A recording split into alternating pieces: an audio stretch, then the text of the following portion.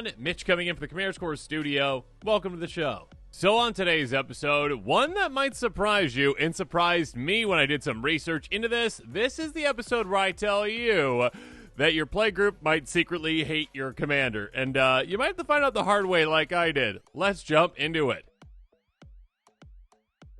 Now, a link to all of these amazing commanders in the description below, and a link to my Cody deck is, on the episode for Cody. Make sure you check that one out, but just realize that, unfortunately, your playgroup might hate Cody secretly because, well, the top commanders on the Salt score are pretty well known, I would say. A lot of them, people probably know, like, oh, yeah, Toxrill, ouch, Oh, goodness. Yeah, Grand Arbiter. Yeah, that's definitely one, too. But apparently, you can actually go further down into the salt score, and I did not realize that. And we can see that, yes, there is some saltiness for a commander like Cody Vociferous Codex. Although you might not think that there is, but apparently there is, and I'm sorry if my Hypergenesis deck is the reason for that. I'm sorry, everyone.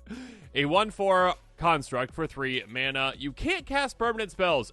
Massive downside. Anyways, pay forward, tap, add Wooburg. When you cast your next spell this turn, exile card to the top of your library to exile insert source card with lesser mana value. Till end of turn, you may cast the card without paying its mana cost. Put each other card exiled this way on the bottom of your library in a random order.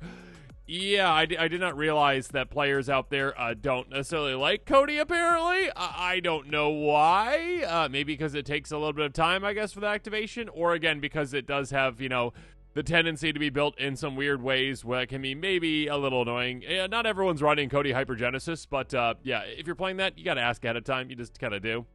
That being said, if you are playing Cody deck, just realize that your playgroup might secretly hate your commander, and they might target you just a little bit early because of that. Next up, now this one always surprises me when you think about the tropes, that players in Commander kind of dislike. Mass land destruction. I'm talking about casual commander. Mass land destruction, all counter spells, and then apparently mill.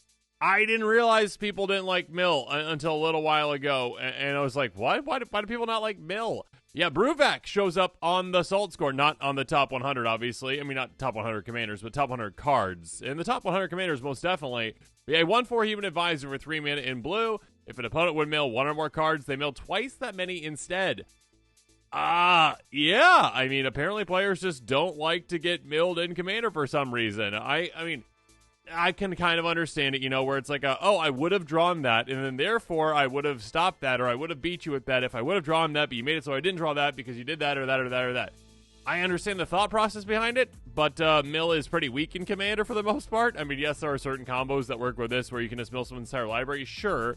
Still, I would say that there's a lot more powerful strategies out there, but yeah, I mean, Bruvac does show up in the salt score, so if you are playing a mill commander, look out.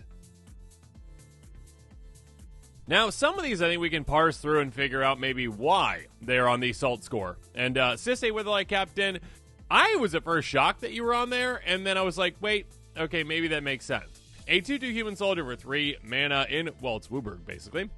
Plus blood for each color among other legendary permanents you control by paying Wooburg. Search your life for a legendary permanent card with converted mana cost less than Sissay's power. Put on the battlefield, then shuffle your library. Yeah, this is one where you're just constantly tutoring. So that is probably why this kind of can make other players salty. I think in general, actually, I'm seeing quite a few 5-color commanders on here, so that just maybe makes players salty because you have access to all the cards, and it's the best color combination. Sorry, not sorry. But yes, anyways, being able to just constantly tutor with this commander can make it annoying, especially when players are actually using this and maybe don't have something in mind right away. They're not just like, okay, 1 second, let me go tutor for something, and I know exactly what it is. If they're like, wait, let me go look through my entire library. Oh, I've got 40 options to go pick from. Yes. Well, this could be good in this situation. Let me put that off to the side. Okay, how about this one? I'll put that off to the side as well. And then this one, and then this one. And then you just took like 18 minutes to search for one thing. And then next turn you do the exact same thing. So yeah, I can see how this one could get annoying to players. Moving on. Yeah, Kalia of the Vast. Oh my goodness. One of the OG. I think this is probably one of the OG precons, right? I believe Kalia was one of the OGs. That being said, a staple in Commander. One of the most popular commanders still. A 2/2 human cleric with flying for 4 mana. Absolutely terrible, right? Oh wait, by the way, whenever you text an opponent, which is kind of redundant, I think, right? Isn't that redundant? Rules lawyers out there, help me. Why does it say an opponent? Like, it can only attack an opponent. Because, like, it can't attack you. And if someone stole it, it would be theirs, so you'd be the opponent then. Why does it say that? Anyways, you may put an angel, demon, or dragon creature card from your hand on the battlefield, tap and attacking that opponent. Okay. I mean, I guess maybe that's why it's this, because it's tap attacking that opponent. Okay, maybe that's why it's specified. There you go. That being said, here we go.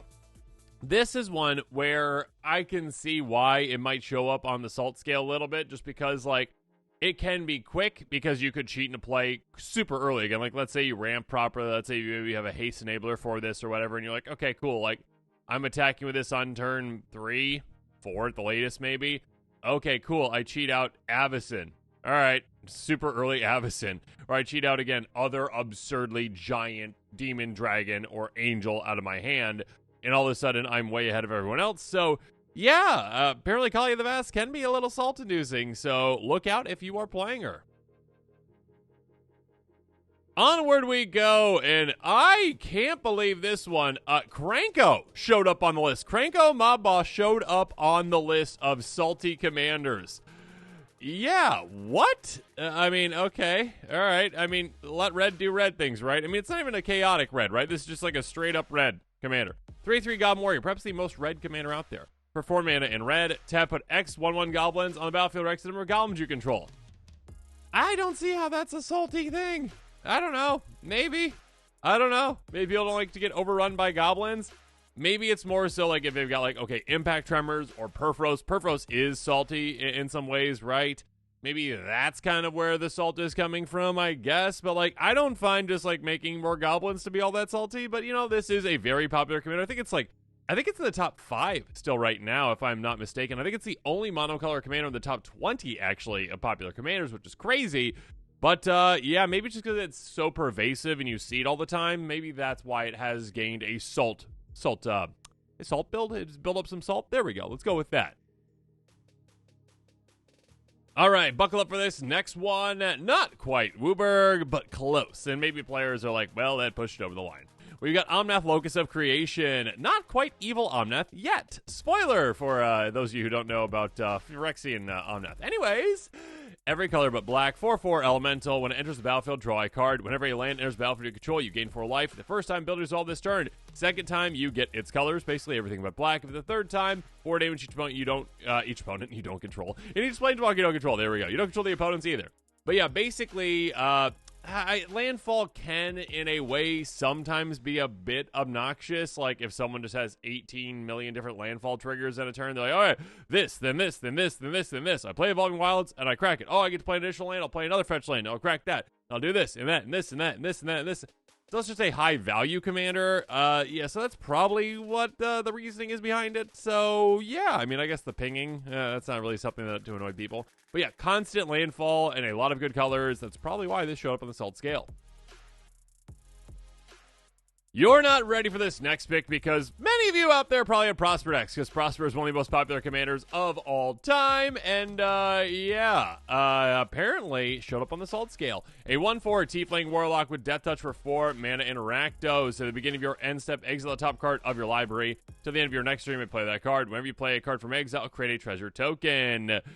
Okay, so this one, again, I think it's more so just because it's so pervasive, because, like, everyone sees Prosper and, like, you play it against Prosper like 18 million times, so maybe that's why it's a bit salt-inducing. I don't think that Impulse Draw is inherently salt-inducing, but, yeah, making a bunch of treasures can be a bit salt-inducing in some ways, because treasures kind of got overpowered for a bit, yeah. So maybe that's why, but if you have a Prosper deck, yeah, just make sure that you're aware that you might get targeted a little earlier than you might normally, just because players are like, can we stop with the Prosper? I'm going to take you out because I don't want to see it anymore. So, be careful.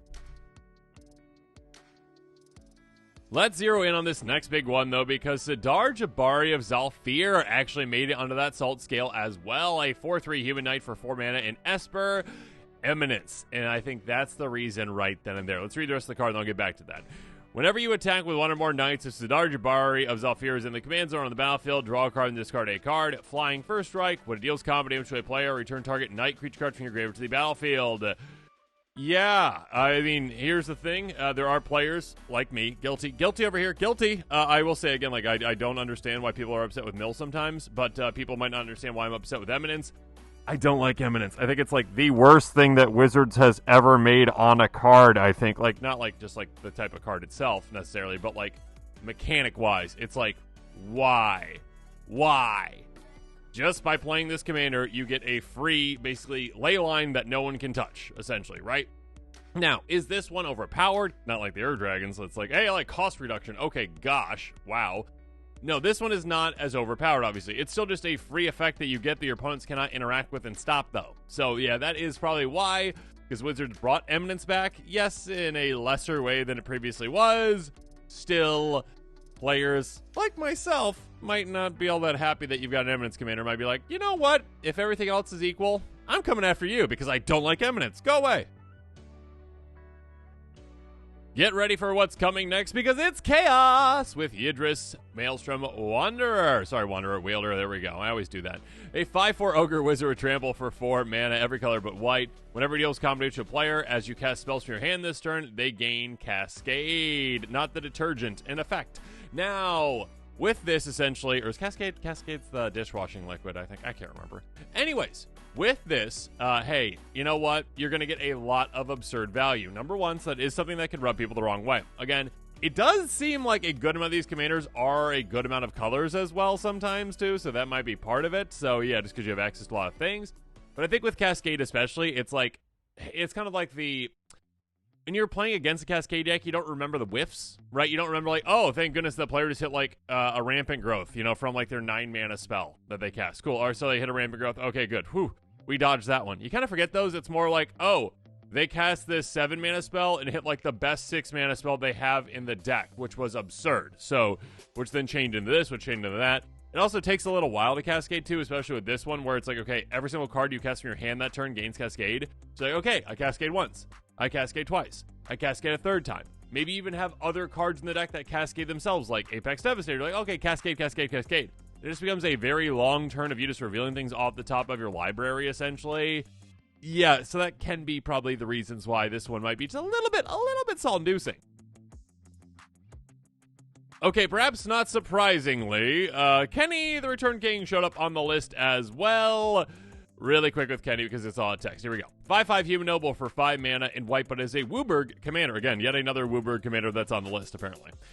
Pay red. All creatures gain trample and haste until of turn. 2 mana in green, counter on target creature. Pay 3 mana in white, 5 life for you. I mean, you can give target player if they get some shenanigans, but mostly you.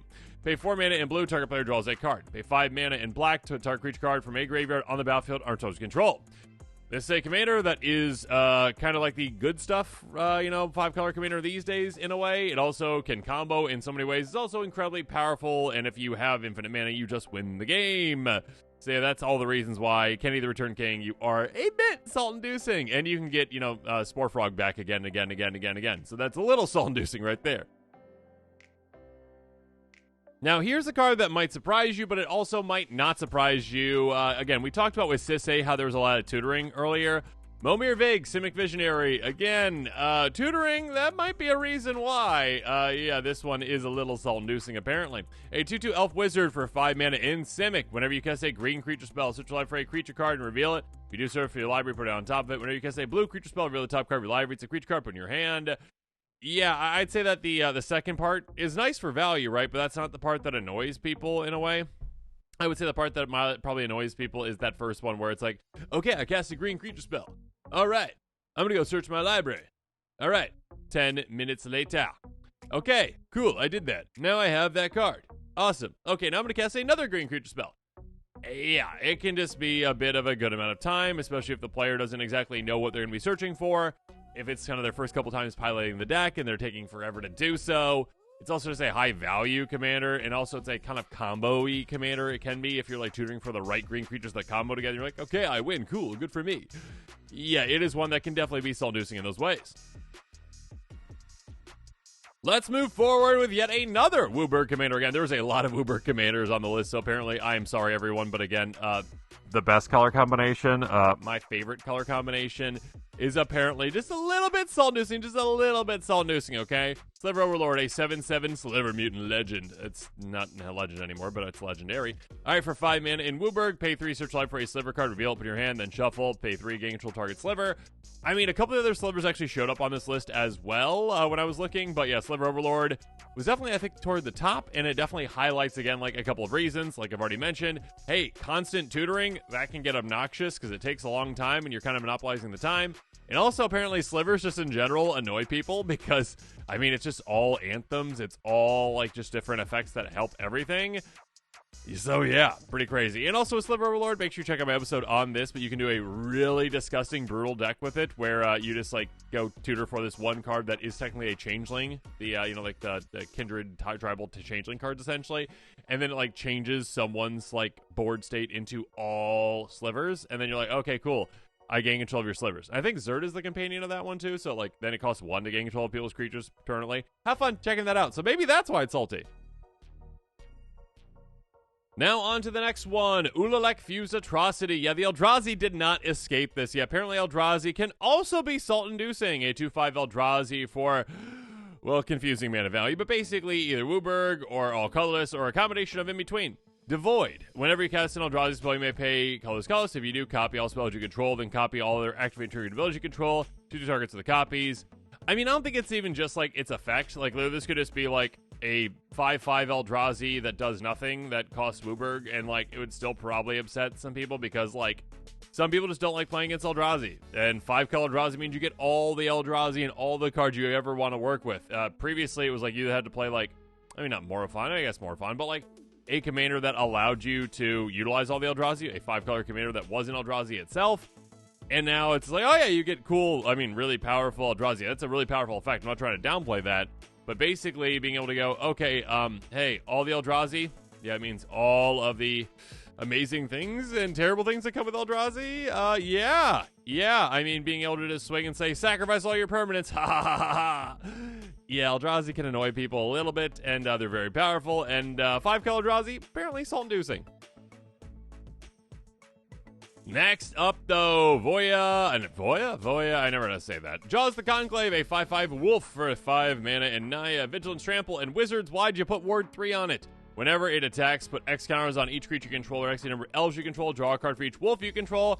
Incredibly powerful commander. Just a very powerful commander with one tribe that, like, could use a bit more support with wolves, but, like, you got enough that's going to be powerful, and drawing an absurd amount of cards with this is insane. And also the second part where it's like everything gets an absurd amount of counters because you got so many elves in play. It's crazy. So, yeah, I think just because, like, the power level on this one, and again, because of how played this one is, that's probably why. And also because, well, extra combats can be just insane with this, too. And, of course, you keep drawing in extra combats as well. There can be some crazy turns with Voya, however you say it, Jaws the Conclave. And finally, 2 that actually didn't show up when I actually searched the Salt Scale, but the ones that initially kind of sparked this episode for me. I was thinking about my Joyride deck and how, yeah, that's not inherently salty commander, Joyride Weatherlight Captain, which is $9 now. I did not realize that. 3/3 Unit Artificer for 4 mana, and is it? Whenever you cast a historic spell, draw a card. If you haven't seen my episode about, like, the one deck I never play anymore, or can't play anymore, basically, go check that episode out. I explain why, but yeah. I spent probably the most time out of any of my decks building my Joyride deck because I tuned it. I loved building that deck. It was like, you know, a Rube Goldberg machine, essentially. Like, okay, this piece to that piece to that piece to that piece to that piece. So even on a budget, it's insanely powerful. And, yeah, you're basically artifact storming, and it takes forever on your turns. And that's probably why, because you're playing solitaire, and that will rub players the wrong way. That being said, everyone's not doing that, which is why Jory's not showing up on the Salt Scale with that. The other one that kind of I thought about more recently that's not similar, but kind of similar in a way, Stellarly Wildcard. It's an incredibly powerful commander. Maybe the most powerful precon commander ever made, potentially. Let me know in the comments what your thoughts are on that, but it might be. Like, just because, like, this combos with a ham sandwich, and when they made this card, they designed it, it's like, Wizards, what are you doing? 2/4 Human Rogue for 3 mana, and is it? Whenever you cast your second spell each turn, exile a top card of your library. To the end of your next turn, you may play that card. Copy target instant short spell you control. 2 targets for the copy. Activate only if you cast 3 more spells this turn. That's not really that big of a requirement at all. In fact, that's quite easy to get to. And essentially, all you need to do is get to any spell that says, like, hey, untap target creature, basically. And you could essentially just go infinite with this. Now, that doesn't necessarily just win you the game, but yeah, if you have like a Cerulean Whips, congratulations, you can draw your entire library very easily, like super early in the game. Or if you've got any kind of a Magecraft trigger, like Stormkiln Artist, you're like, okay, cool, all right, I've got infinite treasure tokens, good for me. A Rules Are out there, not infinite, but still like a trillion, cool. There are so many ways to combo with this. There's so many powerful things to do with it. And again, Wizards like put this in a precon. It's like, what are you doing, Wizards? So yeah, I can see why this one, in my opinion, would be salt-inducing. And with that, this episode is coming to a close. Comment below with your thoughts on it. And of course, as always, thanks again and have a good one.